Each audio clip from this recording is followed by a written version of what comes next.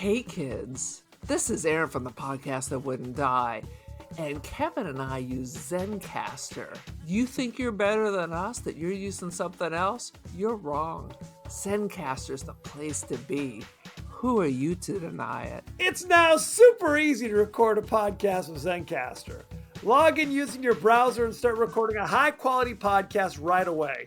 Record studio-quality sound and up to 4K video with your guests. Go to zencastr.com/pricing and use our code DIEHARD and you'll get 30% off your first month of any Zencastr paid plan. We want you to have the same experiences we do for all our podcasting and content needs. It's time for you to share your story. Only a fool will give up a chance for a 30% discount.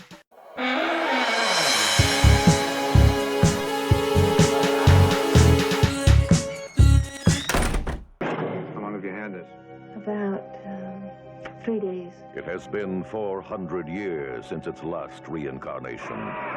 Any pain? It kind of moves sometimes. The soul of black magic is waiting to be reborn. What's your diagnosis? Welcome to the latest episode of the podcast that wouldn't die. I'm your host, Kevin. With me, as always, is Aaron. Hi, I'm just out of the shower. I didn't even care. This week, we're discussing the horror classic, The Manitou, starring Tony Curtis, Burgess Meredith, and some other randos. Susan Strasberg. Dude, take Who that else? question mark away. Clearly, this is a classic. I forgot how good this was. This movie's Oh, bullshit. Lord.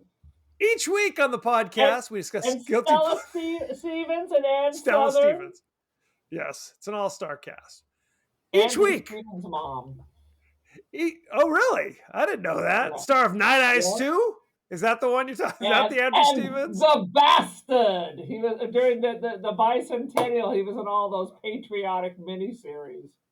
He was in The Fury, if I remember Yep. correctly. Anyway, each week, third time I'm doing this, each week on the podcast, we discuss guilty pleasures and forgotten classics of the horror and sci-fi genres with a comedic twist. Aaron, what's up with you? Oh my God. I'm trying to detox. I've just been eating like kombucha, Gatorade, whatever hippie gruel that I can get, immunity shots, because literally, well, I didn't really do anything at Christmas, the long New Year. There's a lot of drinking of the wine. So I've had 3 days. I don't go in for this sober January because honestly, and for the most part, I go out for drinks once or twice a month. So it's not like I'm concerned and I'm not sure if I can make it through January without a drink. But You're always living your life, Aaron. You're always going to concerts and go ahead. But I'm a wimp. When I go to concerts, I'm like, oh no, I don't drink till the sun goes down, and then I'll have 2 IPAs that are like $38 each, and I'll be hammered. That'll be it. That'll be all she wrote. I mean, in the end, being a lightweight, it saves you money. So I just need my urine to be more back into a human color. That would be so. Let's drink more water, is what we're saying. Good Lord. Water's so boring, and I live in Bakersfield. When I moved here, our father told me, whatever you do, don't drink the water. All of your mother's friends are dying of cancer. Is that really what he told you when you moved to Bakersfield? Oh my God. Yes. What the? Yeah. What is happening? Anyway, we're just sweet crossing our fingers and hoping the Brita does what it needs to do. I don't think it filters out carcinogens, if I'm being honest. I didn't know Bakersfield was the Chernobyl of the West. So Dude, we invented the Silkwood shower. Come on. That's every shower in Bakersfield. God help us. Pretty much. Sweet Jesus. Okay, Aaron, give us your 30-second synopsis of The Manitou.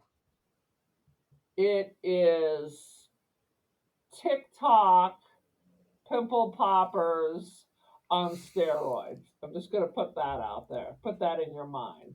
Okay. Because basically, it's one of those tumors with the teeth and hair, except instead of having your doctor like scoop it out with a melon baller, it grows into a naked, small person, Indian medicine man.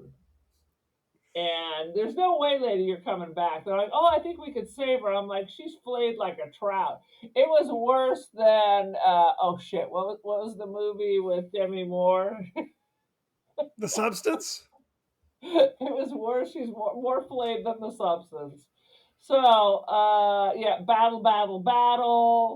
The Lebanese man who always plays an Indian is there kicking ass, taking name with old Tony C to save the day. It's good stuff, brother, and it's triptacular. This movie's fucking ridiculous. Let me just say that. Do you I think it's a masterpiece. What the hell are you saying? do you remember the first time you saw it? Was it in the theater? No way. How old do you freaking think I am?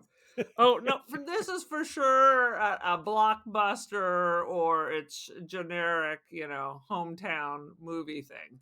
I may have seen ads on TV for it, but who knows? 70s like horror movies were terrifying to me. Roaches, Yeah. frogs, acid There was no rain. First of all, there was never a movie called Roaches. Okay, let me stop you right there. That would be There terrifying, was though. a movie that had a lot of bugs in it, and they would overwhelm you, and then they'd move on. You'd just be a skeleton. Yes, there were And multiple I would movies see like it that. right before mom and dad were going out to a cocktail party, and we were babysitterless. And I'd be like, don't go. And my mom would be kicking us loose because she'd been locked in the house all week. This was her one chance of freedom. Creepshow had roaches in them in the most disgusting way possible. But then I was mature and old, and it didn't bother me as much. There was a movie, I think it was the 80s, called The Nest, which had giant killer cockroaches, if I'm remembering this correctly. But in the 70s, there was a movie called Damnation Alley, starring George Peppard and Jan Michael Vincent, where it's a post-apocalyptic world, and there are giant scorpions and like armor-plated, man-eating cockroaches. Like you'd step on them and it wouldn't kill them, and then they just crawl on you. I've never heard of that in my life. I'm thinking Damnation Alley.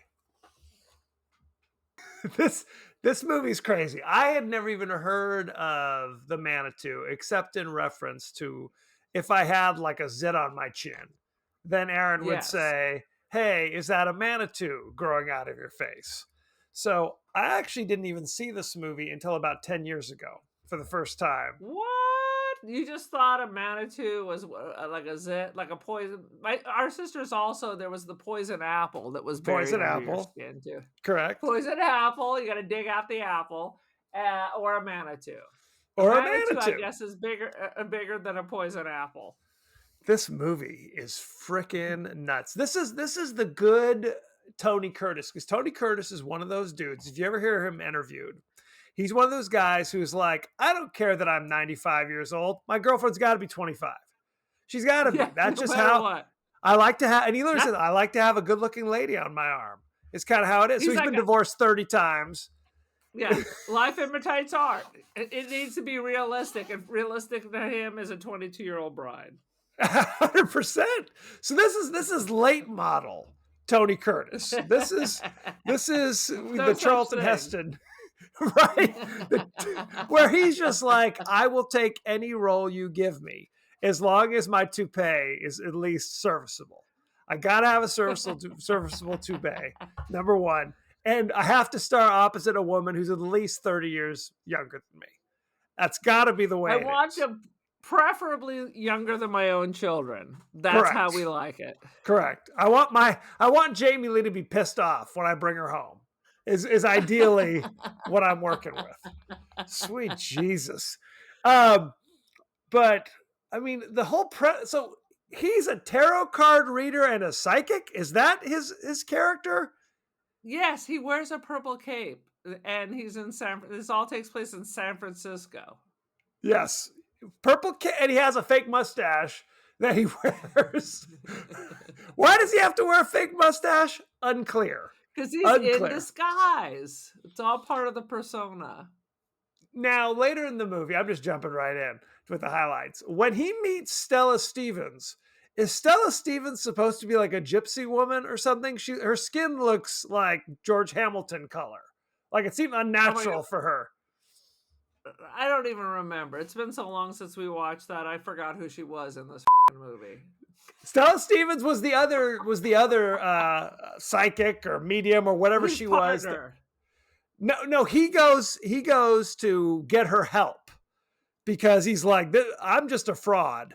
So I need your help to do a seance. But I know who all the good ones are. I'm a fraud, but I do in my directory, I do have a list of all the good psychics, the real psychics. We got to just get right to this. So Tony Curtis's ex-girlfriend has a lump on the back of her neck. Not explained, like, did she walk across an ancient Indian burial ground? Nothing. There's no explanation. Just for some reason, she's got a lump on the back of her neck. All right. The first thing I thought when I saw that was it reminded me of those cysts you get on your joints. And then our mother would get like a Bible or a heavy book and try to bang it. And all I thought was that, why doesn't somebody just get a big book and give that lump a whack? At first, I thought it was a dowager's hump, so I don't know if a whack works on that. She was Stregonota. Stregonota. I just feel like a good chiropractor get in there with their monkey tools and just give it a whack. Well, because that's the end of the story. The movie starts with her meeting her doctor. And her doctor's like, I have no goddamn idea. I'm bringing in a special melanoma specialist to give your little humpback a little squeeze just to find out what the story is with that. And again, there's no explanation why she's been targeted. There's nothing. We're like, I think it's like Rosemary's Baby. You know, she was available, so let's do it. She was available, 100%. So, God damn it. So Tony Curtis is like, oh, I'm sure everything will be fine when they melon ball that thing off the back of your neck. God damn it. But there's some shit where it's like she's talking in her sleep and says some shit. What is she? Pana, witchy, something? I think she said, no. Okay, Aaron. Not appropriate. Not appropriate. I was quoting I Love Lucy. That's not racist. I beg to differ. But she says it's like Pana Witchy Roo or so, I don't remember what it was, but it was some kind of phrase that she keeps repeating. She's like saying in bed because, of course, the moment she sees Tony Curtis. Oh, sure, but that's not racist. That crazy. It looked like the poem about Hiawatha.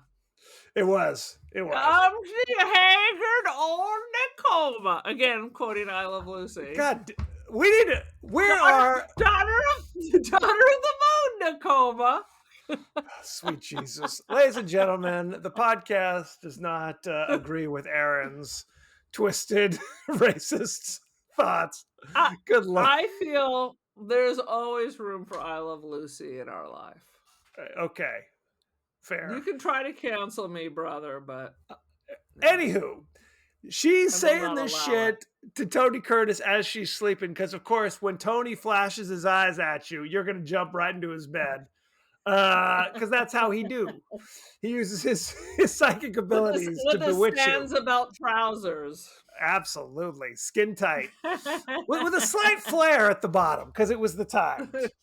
As was the time. As was the times. So then she's at the operating table where the specialist is going to come in with his scalpel and just scoop that mass, the malignant coming out of the back of her neck, scoop it right out. But she starts chanting that shit again, and he like starts slicing his own wrist, which was kind of upsetting. So, Yes. but he's It fine. did remind me of It's Alive. Yes. Except it's very much like It's Alive, except the baby's better looking and Okay. makes somehow more sense. I don't know. But it's Maybe the a little same bit. thing. You try to mess with the baby or the mama, it's all turned on you. Can't do it. So Tony's No. like goes to his friend who is a medium or some shit. This is all San Francisco. This is standard operating. We're not supposed to blink that Tony Curtis does tarot cards and he's best friends with a woman who does seances. This is just standard Haight Ashbury shit, evidently. I mean, you got Jerry Garcia rolling in there. It's all Absolutely. just how it is. That's Absolutely. how it was, brother. So they do a seance. They bring in some other medium or somebody to the table and they stand around the table and hold hands. And that's when they discover that it was an ancient Native American medicine man. They do this shit. It's a Manitou. And they have to go find the expert. So they just happen to have a book on Native American shit, and they're like, "Oh damn, the guy who wrote this lives 45 minutes away. Why don't we just go visit him?" And that's Crazy Burgess Meredith, who, I mean, it is the crappiest Burgess. Like, you think they just pushed him on stage and said, "Just make up some shit, Burgess," because there's a lot of scenes where he's just like looking at the shelves, going, "Oh, what's this over here?" Like he's starting to reach for something. Like, "Oh no, I don't need that for this scene. What's happening? Dude, where are we?" That's your best Burgess Meredith. He's just ad-libbing it. He is bebopping and scatting. It's all improv. It is. He looks like he's 102 in this movie. And keep in mind, he did all the Rocky movies after this. Remember, he was in Rocky 3, like 6 years after this, and was totally fine. But in this movie, he seems like he's just grappling with dementia.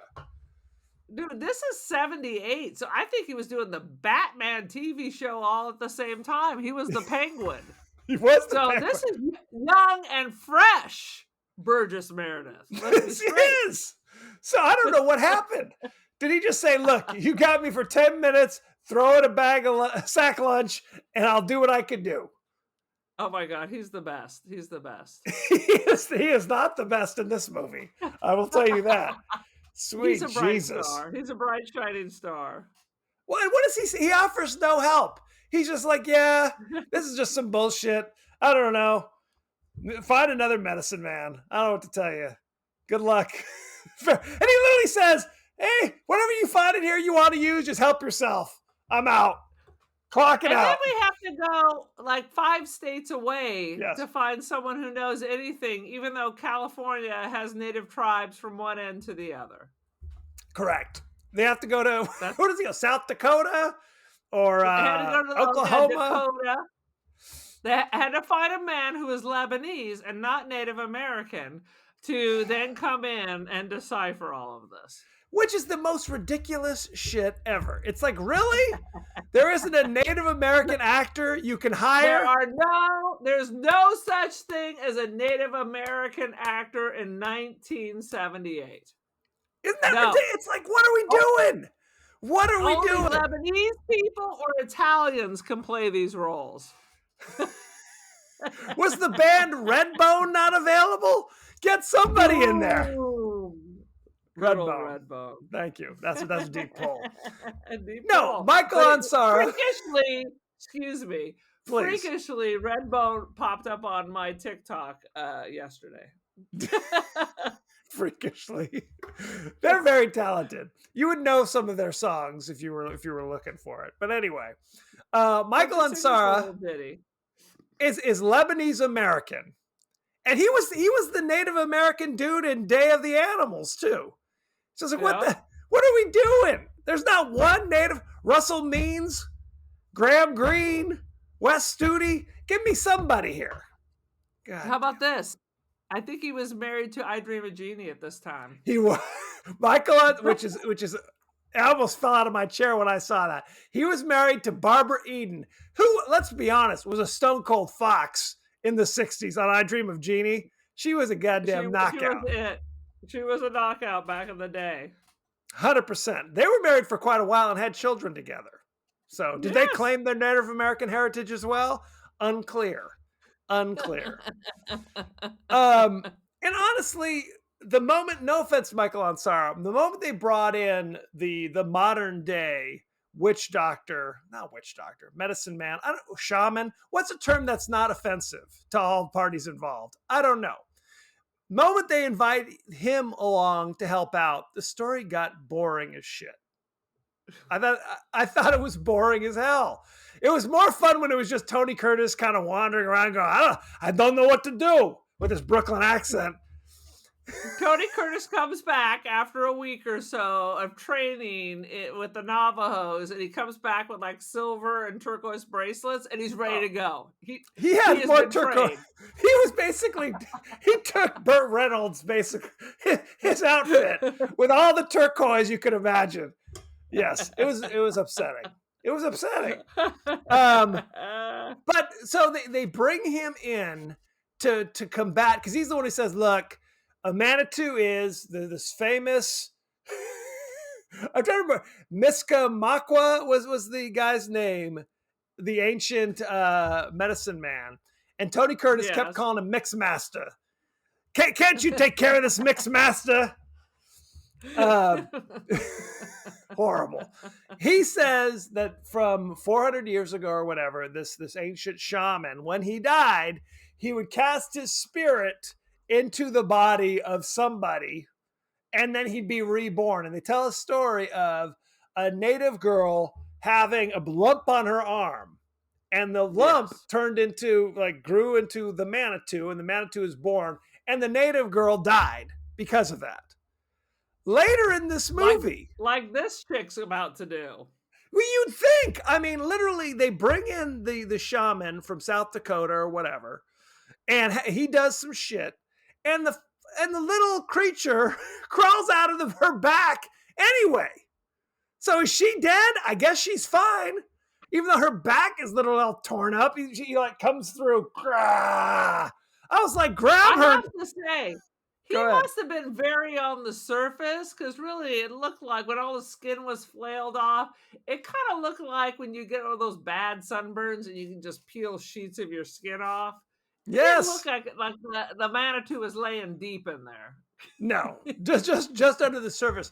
What they said was that they had used like x-rays to check, and it was clearly like there's a fetus growing in the back of this woman's neck. We've never seen this before. What's going on? But they also said, if you keep zapping the fetus with the x-rays, that's not good. There's a reason we use sonograms on pregnant women and not shock them full of x-rays. That's bad. So are we to think that the ancient shaman who is born out of the woman's back is all jacked up and crazy because of all the x-rays? Yes. Okay, fair. That's what I was looking for. That, and how about the doctor having just like a full bar in his office when he's talking with the dad? How about that? Maybe that has a little something to do with it, lad. You think? We're gonna need a couple of drinks, and we're gonna start digging into your woman's back. Well, that was pretty standard. And we're gonna get Bjorn from ABBA to join us in this adventure. Not Benny? Benny and Bjorn? Benny. Actually, it is Benny, not Bjorn. I'm sorry, I confused the two. That was Stella Stevens' boyfriend, who he called. What did he call? His name was like MacArthur, but he called him like McGillicuddy. Hey, McGillicuddy. He's like, my name is MacArthur. Again, an I Love Lucy reference. Have you ever met anyone with the last name McGillicuddy? That's a standard Irish name. What? No, that was it. That was supposed to be Lucy's maiden name, Lucille McGillicuddy. Well, what was Lucille Ball's real maiden name? Did she have a maiden name? I guess Ball. I guess that makes it should be, which isn't much better. Let's be honest. I'm not sure. I'll have to Google that, because it was her grandfather was a commie, right? I don't know the answer to that. Good Lord. Yeah, she got pulled up before the board, a House Un-American Activities, because he got her to sign a paper. Oh, shit. There you go.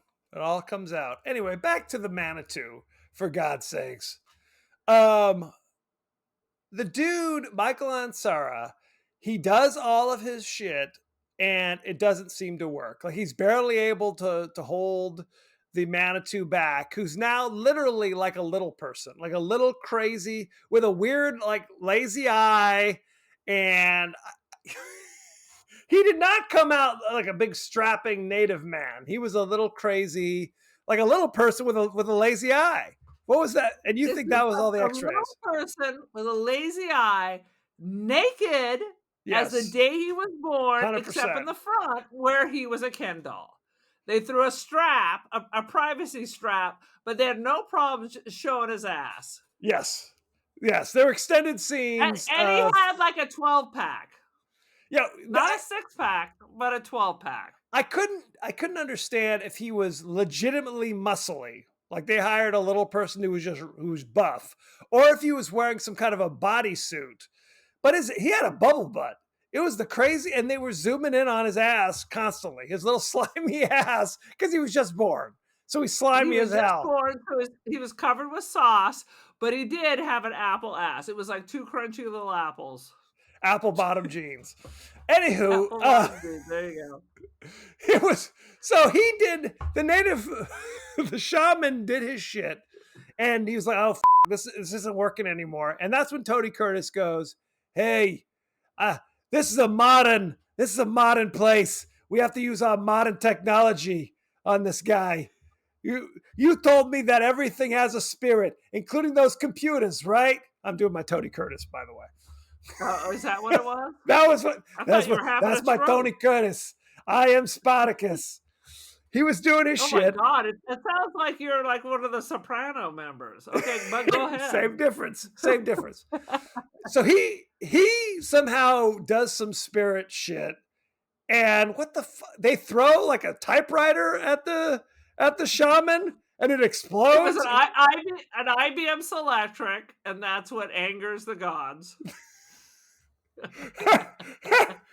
I can't even get into this. There was like weird holograms of lizards that the creature was sending at them. Oh my God. And it bit the doctor's hand. God, this movie's a piece of shit. This is when I was... Now it's getting real good. Now it's like you need to be on the peyote or something. Oh, that's clear. Yes. I was waiting for William Hurt to come strolling out as a monkey man. It was coming. He was going to wrestle an alligator. If only. Here through time. If only. Good Lord. No, like the last, and I swear to God, this was 45 minutes of the movie. They're in the hospital. They clear the wing. They're like, we got to get everybody out of here. What about all the other patients? We're not worried. This is San Francisco. There are 15 stabbings and 20 shootings every goddamn day. Where do they go? No, sorry, you're on your own. And again, I want to reiterate, the little dude climbed out of Karen's back. So Karen, I guess, she's either dead and we don't have to worry anymore, or she's sitting there with a huge gaping wound on her back and no one seems to give a damn. Right? No. Isn't this all about saving her? I guess not. Not anymore. Not anymore. Not anymore. Now we're saving all of mankind. No one gives a shit about her. I'm still not sure if she's alive or dead at the end of the movie. I can't even remember. I'm just going to say dead. Unclear, and unclear if anyone gives a shit. Well, now's the thing about this movie. Other than Tony Curtis, like you said, Stella Stevens drops in for a few minutes and then says, "I'm out." Burgess Meredith is there for 5 minutes and says, "I'm out." Susan Strasberg is just... we didn't even talk about this. At the end, she pops up topless with her boobs flopping around and her back still a huge gaping wound and smiling as she's shooting lasers out of her hands at the little native man. Yeah. What am I supposed to do? Queen of Scream in 1978. God oh, damn yeah. it. How about Stella Stevens' fake tan? I think that gave her protection. That's what I was talking to you about. No, it's all coming back to me. She's as orange as El Presidente.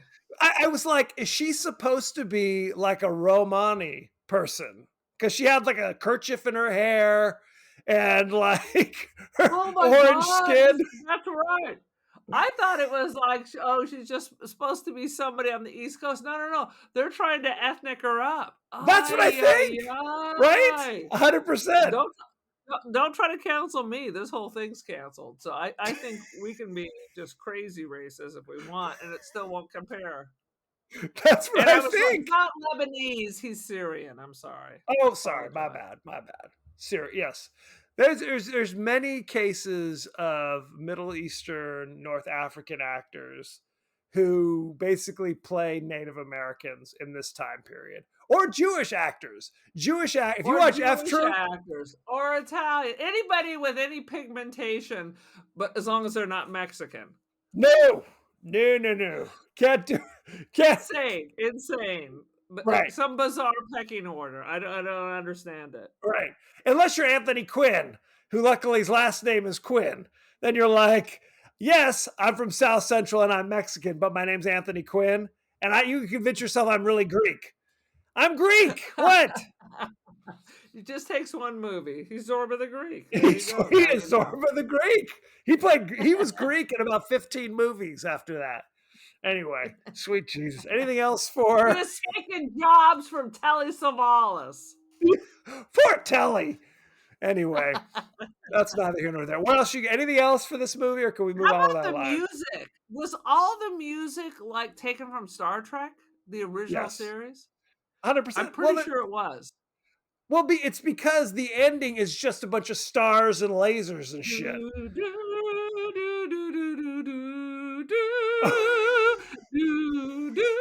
And then Are you talking about Star Trek? Because you said Star Wars, the original series. Oh, sorry. Which there was no original series. The original series. Oh, sweet Jesus. Yes. It's beautiful. And again, back to the doctor's office / swingers pad.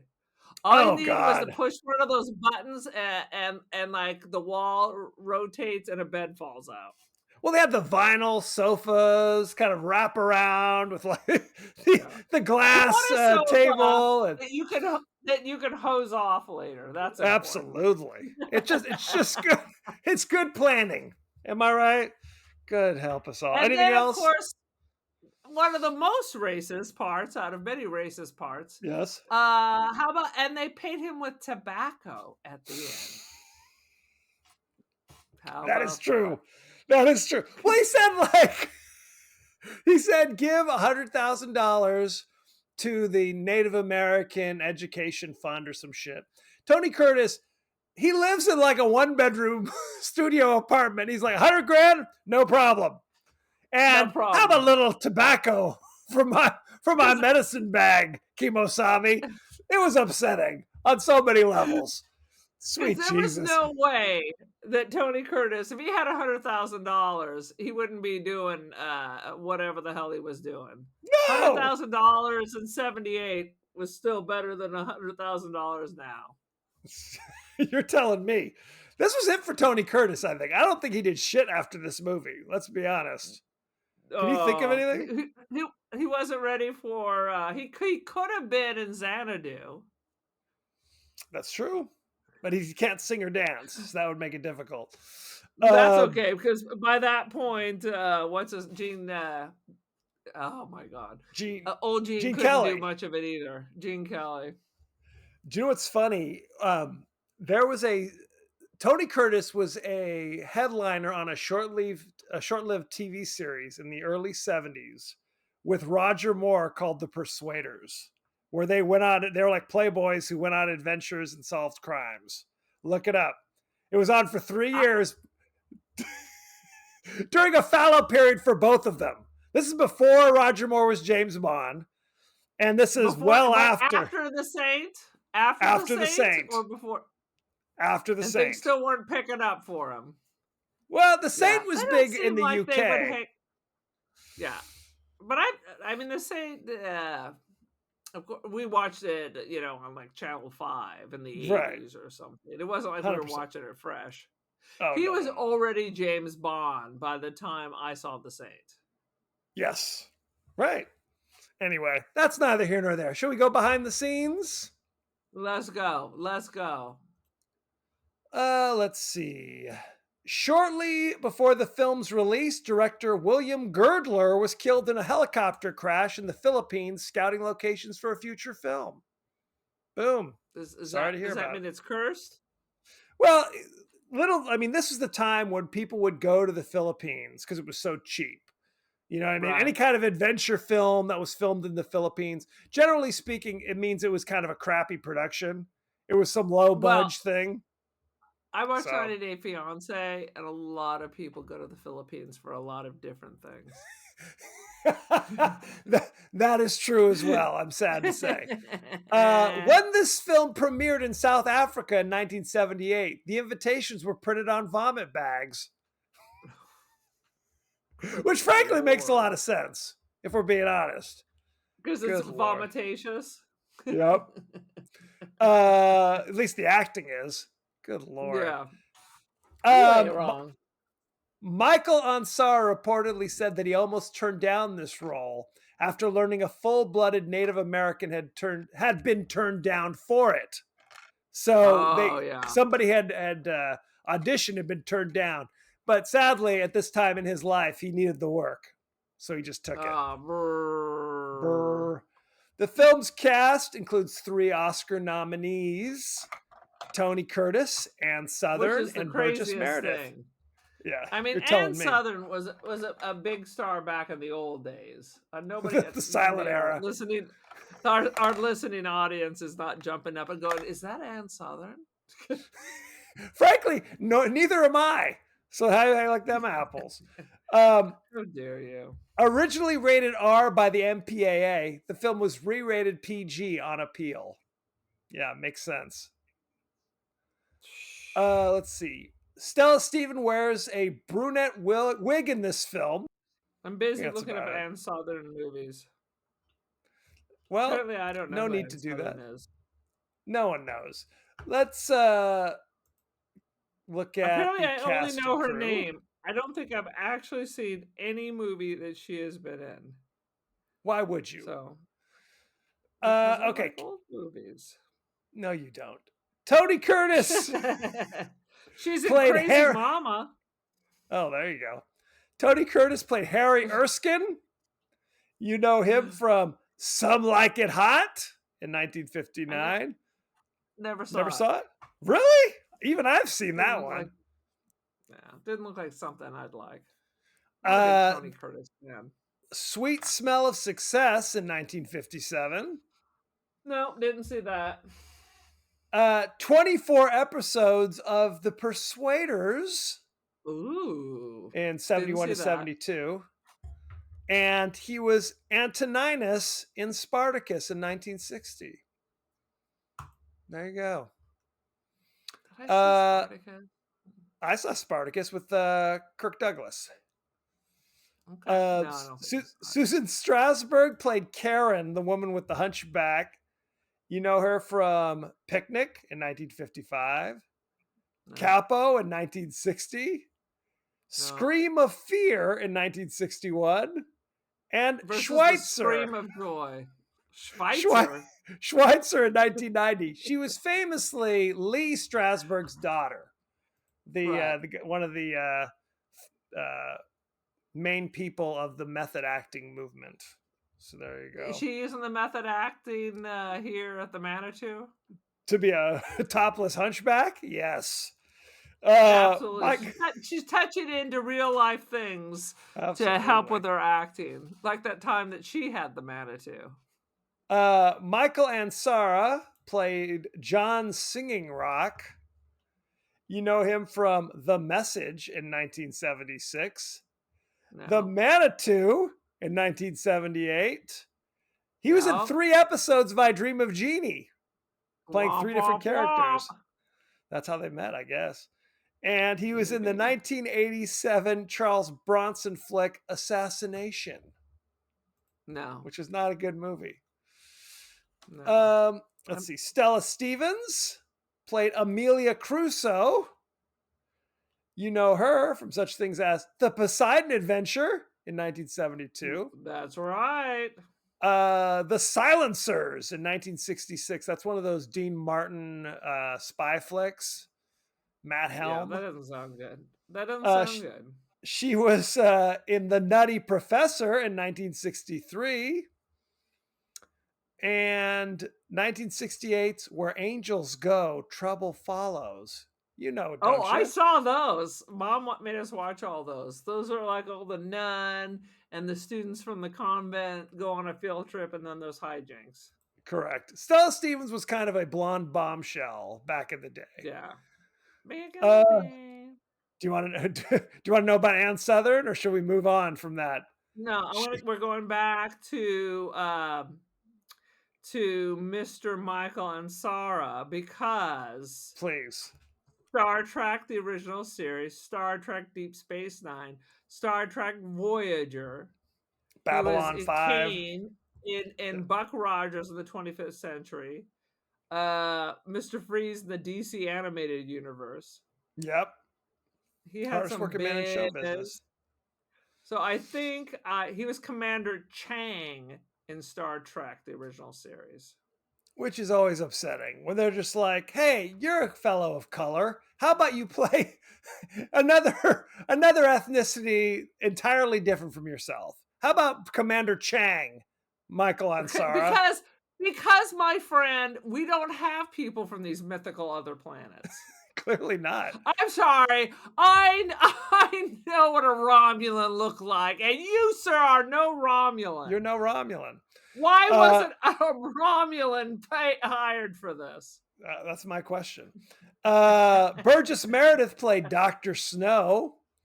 You know him from Clash of the Titans in 1981. He was in Rocky 1, Rocky 2, Rocky 3. Good stuff. I always enjoyed him in the we recently did. Oh, Burnt Offerings. Is that the one you're talking about? Burnt Offerings, absolutely. Brother. let's look at the ratings, shall we? All right. The Manitou, currently on Rotten Tomatoes, 45%. Do you know what the audience gave it? 78.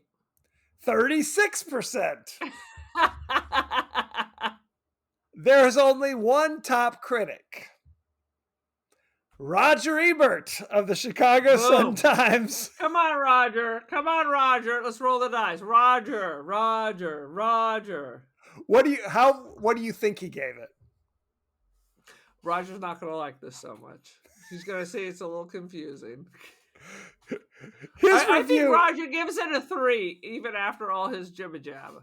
His review is nonsensical. He wrote, El Sleazo, Profundo, Trasho, Zilch. 1 out of 4. Ooh, he really didn't like it. He was not a fan. Aaron, what is your rating for The Manitou? I'm definitely giving this 3 naked medicine men out of 4. Hell yeah, out of 5. I'm sorry, I use a 5-point scale. Oh, it's right there in the middle because there's so many just pearls that have just become part of the lexicon of every day. You cannot get a big boil without thinking of the Manitou. And in fact, carbuncle. After a carbuncle, I thought a carbuncle is a wart, but I could be wrong. But now I'm going to go and do hashtag the Manitou on all those zip popping videos on TikTok. Unless is that a Manitou? Hashtag the podcast I wouldn't die. Another Manica. Hey, how come there's never any videos of the sis with the teeth? That's what I want to see. What are you talking about? You know those cis that where there could be a partial. It's like almost like I forgot what kind of a. Oh, you mean grow it's hair? Like there could be teeth. Yes. It could have an eye, a small finger inside. A partially conjoined twin is what you're talking about. I don't think that's what it is. I think exactly what it is. It just has some of the building blocks. I'm gonna Google cyst with teeth and see what that says. Tell me more about the weird toothed cysts, please. dermoid cysts. They can have Interesting. hair, skin, teeth, and other tissue, nerves. They form Interesting. from embryonic cells. It's something that you're born with, and they make you wait at least 6 months before they remove them. In case it's a child crawling out or a Manitou. It says it has the appearance of an undeveloped fetus located inside the body of an otherwise healthy. But See? it says they are not undeveloped babies. Are they Manitous? Yes, that's if you have a teratoma, that is just the Navajo language way of saying you have a Manitou. Good to know. Let me write that down. Sweet Jesus. Teratoma. This movie sucks. It says they Aaron. look like a malformed fetus, but are in fact not. They look like they're in fact a normal fetus, is what you're saying. In fact, they are an ancient medicine man. So there you go. Now it all makes sense. Now No, it this all movie makes blows. This movie sucks. It's not as much fun as you think it would be, if I'm being truthful. I thought it was much more fun than I remember. What are you saying? Wrong. You're making my voice get I very say high. like I said, it's fun up until the moment that it's the showdown in the hospital. Then it's a lot of bullshit. And frankly, boring bullshit, if I'm being truthful. Like when the hallway freezes and everybody's dead. I'm like, it was the stupidest shit. The hallway, it's like some kind of Disneyland, like Matterhorn bullshit. When the freeze, it was the Matterhorn. I was waiting for the Bumble. It was Bumbles ridiculous. bounce. And frankly, and that's the thing, man. When the Manitou was revealed as like a dude that's like 1.5 feet, you know what I mean? It's like, no offense to our little listeners, not the most intimidating, no matter how crazy his other eye is. I'm sorry. God bless him. He had to crawl out of Lee Strasberg's back, covered in Susan Strasberg. Anyway, I give it about just sit there, buck naked, with his little hands, just like this. Correct. And that's all he did for the entire movie. For his big ass hanging out. Got paid. God damn I wonder it! how much you got paid. Not enough. Whatever it was. Not I give it about a 1.5 out of 5. I'm being honest. It just it's boring, Aaron. It's boring. I'm sorry. I'm sorry to offend you. Any last thoughts on the Manitou, Aaron, before we move on with our lives? No, I'm trying to find a picture of the Manitou. How come the Manitou is not? They don't show. Oh, Felix Silla has to be him. He's was Italian. The Manitou. Of course he is. Of course he is. Character, because you can't have a native person playing a native person. We already discussed it. They need to be Italian, Jewish, or from the Middle East.